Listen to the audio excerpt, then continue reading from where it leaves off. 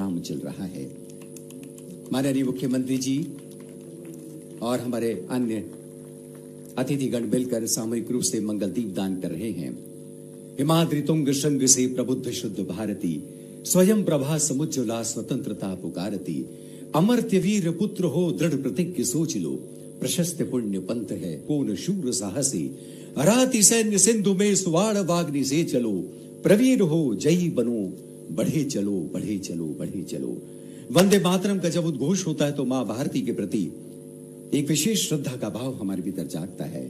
जननी जन्मभूमिश्च सर्वादपि गरीयसी, इसे लिखा है वरिष्ठ प्रशासनिक अधिकारी कवि चिंतक श्री मनोज कुमार श्रीवास्तव जी ने। और ये पुस्तिका दरअसल इस अवसर पर हमें विशेष उल्लेखनीय इसलिए लग रही है कि इसमें वंदे मातरम का पूरा इतिहास है, इसकी दार्शनिक और इसकी आध्यात्मिक व्याख्या की गई है, इसका एक साहित्यिक विवेचन हम सब तक पहुंच रहा है। 1.5 सदी पूरी करने का यह अवसर वंदे मातरम का जब हो रहा है, तब ये हम सब के लिए बहुत दिलचस्प होगा कि इस पुस्तिका के माध्यम से हम इस कविता के विभिन्न आयामों, विभिन्न पक्षों को भी जाने, इसका अध्ययन करें। 150वें वर्ष के स्मरणोत्सव में अभी हमने यशस्वी प्रधानमंत्री के उस मनोभाव को भी देखा, उनकी उपस्थिति को भी देखा। ये उनकी कल्पनाशीलता भी है, जिसके आधार पर अतीत का 150 साल पुराना वो अप्रतिम गीत, जिसने न केवल आज़ादी की अलख जगाई बल्कि लगभग 150 साल तो हमारे लिए वो जो एक तरह से मंत्र के नाते से उस 19वीं शताब्दी से शुरू हुई यात्रा, गुरुवर रविंद्रनाथ टैगोर ने 1896 में उसको स्वर दे करके पुनर्स्थापित करते हुए पूरे क्रांतिकारियों सहित सबके मन में जिस संकल्प की पूर्ति की, उसको बदलते दौर में हमने सबने भगत सिंह को फांसी के फंदे पे चढ़ते देखा, चंद्रशेखर आजाद को अपनी शहादत देते देखा। अलग अलग प्रकार के हर एक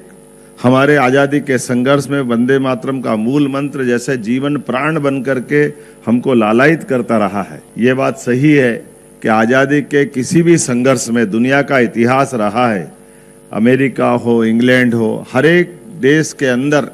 जब आज़ादी की अलख जगती है, उसका अंदर का संघर्ष अपनी मातृभूमि की तरफ, ललक की तरफ बढ़ाता है। ऐसे में ये शब्दों की रचनाओं से नए प्रकार का स्पंदन होता है, नए प्रकार के मन में संकल्प आते हैं और हर एक व्यक्ति अपने देश के उस मूल मंत्र के आधार पर राष्ट्रभक्ति के गीत से अपने गौरवशाली अतीत के, भविष्य के, देश के लिए अपनी पहचान बनाता है। और यही कमोबेश हम हर एक देश के गीतों के साथ देख सकते हैं। अमेरिका का क्राइसिस वाला समय हो, इंग्लैंड का विद्रोह वाला समय हो, भारत का अपना, हमने जब यद्यपि वंदे मातरम का आनंद भी देखा, लेकिन इस कार्यक्रम के प्रारंभ में कदम कदम बढ़ाए जा, खुशी के गीत गाए जा, ये जो हमारे भी स्वरबद्ध रचनाओं को हमारे पुलिस बैंड ने जो प्रस्तुत किया है, इस प्रस्तुत करने वाले गीत में ये हमारे आज़ादी के नेताजी सुभाष चंद्र बोस के उस आज़ाद हिंद फौज से जुड़ता हुआ दिखाई देता है। यद्यपि बनाया गया था दीक्षित जी ने गीत, बाद में कविवर राम सिंह ठाकुर जी ने इसको स्वरबद्ध करते हुए संशोधित रूप में दिया है। और ये आज़ादी का अपना अब एक तरह से संघर्ष वाले उस सारे दौर के दरमियान ये भी एक अपना अलग दौर में पहुंचा। तो ये संस्कृत के साथ जोड़ करके वर्णवाल जी ने सही कहा अपने भाषण में, लेकिन मैं उसी में ये बात भी बताना चाहूँगा, इस गीत की रचना में हमारी प्राचीन संस्कृति की त्रिदेवी कल्पनाओं को जोड़ने का प्रयास किया गया है, जिसके माध्यम से एक तरफ हम अपनी दुर्गा दशप्रहरण धारणी दुर्गा की ताकत से हमारे अपने अतीत के गौरवशाली पृष्ठ में हमारी अपनी सांस्कृतिक विरासत पे भी हम गर्व करते हैं। और कमला कमल दल विहारिणी, इसका मतलब महालक्ष्मी का भी स्मरण करते हुए इस गीत के माध्यम से जोड़ने का, और हमारी सांस्कृतिक विरासत में महालक्ष्मी का जो प्रताप है ये उसके प्रति भी नमन है। और वीणा जो हमने अपनी माँ सरस्वती के प्रति जो इसमें कल्पना की है, कामना की है, यद्यपि चटर्जी जी ने इसको स्वरबद्ध करते हुए और इसकी लिपिबद्ध करते हुए आनंदमठ नामक उपन्यास के माध्यम से दुनिया के बीच इस गीत को रखने का प्रयास किया, और वहाँ से उठा करके अंदर की जो अंतरतम भावना, ये हजारों हजार साल वाली हमारी गौरवशाली उस प्रतिष्ठित भावना का पुनर्जागरण का एक काल था, जिसके कारण से हम आज भी उस भावना के आधार पर लोग बड़े गजब है इस मामले में भी देखना चाहिए कि हमारी ये त्रिदेवियों की कल्पना हजारों हजार साल वाली, जो समझदार है वो नादानी से चुप रह करके हमने इसके कष्ट भी, जब आजादी के अलख में जिस मंत्र के रूप में ये सबको एक तरह से आंदोलित करता था, लेकिन आजादी के बाद देश के साथ जब हमारा अपना गीत का अपनाने का मौका आया तो कहीं ना कहीं देश ने इसमें दिग्भ्रमित भूमिका अदा की। बड़े कष्ट के साथ कहना पड़ेगा, आज वो दोबारा दोहराने की जरूरत नहीं, लेकिन वो दर्द तो सबके मन में होगा ही, जिस मूल मंत्र के बलबूते पर आजादी के सारे संघर्ष में बड़ी भूमिका हुई। और वो हमारे गीत 150वीं जयंती के अवसर पर जब हम बात कर रहे हैं तो उस इतिहास को भी देश को जानने की आवश्यकता है। सरदार पटेल को पुनः स्मरण करना चाहूंगा, जिनका 150वां वर्ष है, जिन्होंने 1950 में फिर इस बात को भी स्थापित किया कि राष्ट्रगान और राष्ट्रगीत दोनों का महत्व होना चाहिए, और दोनों पूरे देश के अपनाते हुए एक तरफ हम जनगण मन पे गर्व करते हैं, एक तरफ वंदे मातरम पे भी गर्व करते हैं। आइए हमारी अपनी इस गौरवशाली अतीत को जानते हुए हम सब भगवान श्री राम की जननी जन्मभूमिश्च स्वर्गादपि गरीयसी, उस भाव के आधार पर वंदे मातरम का भी स्मरण रखें, और हमारे अतीत के इस बहुत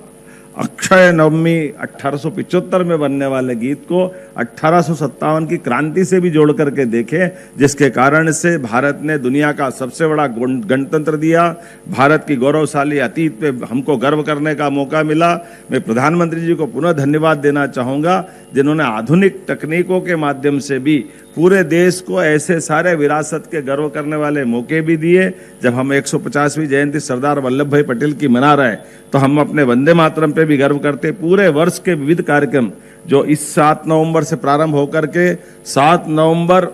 1926 तक चलेगा, 25 से प्रारंभ हुई यात्रा, जिसको अभी हम अपने 10 दिन के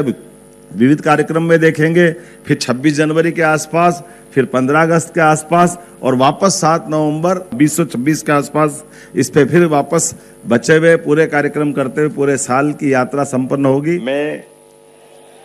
भारत माता की सेवा और सम्मान के लिए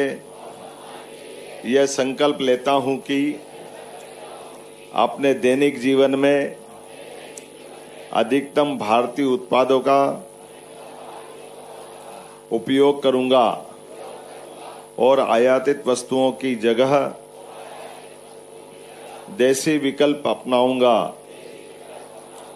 घर, काम और समाज में भारतीय उत्पादों को प्राथमिकता दूंगा। गांव, किसान और कारीगरों का समर्थन कर स्थानीय उद्योगों को बढ़ावा दूंगा। युवाओं और बच्चों को स्वदेशी अपनाने के लिए प्रेरित कर नई पीढ़ी तक इसका महत्व पहुंचाऊंगा। पारिवारिक और सामाजिक में भारतीय भाषाओं का प्रयोग करूंगा। पर्यावरण के प्रति सजग रहकर स्वदेशी और प्राकृतिक अनुकूल उत्पादों का प्रयोग करूंगा और देश के पर्यटन स्थलों को प्राथमिकता दूंगा। भारत माता की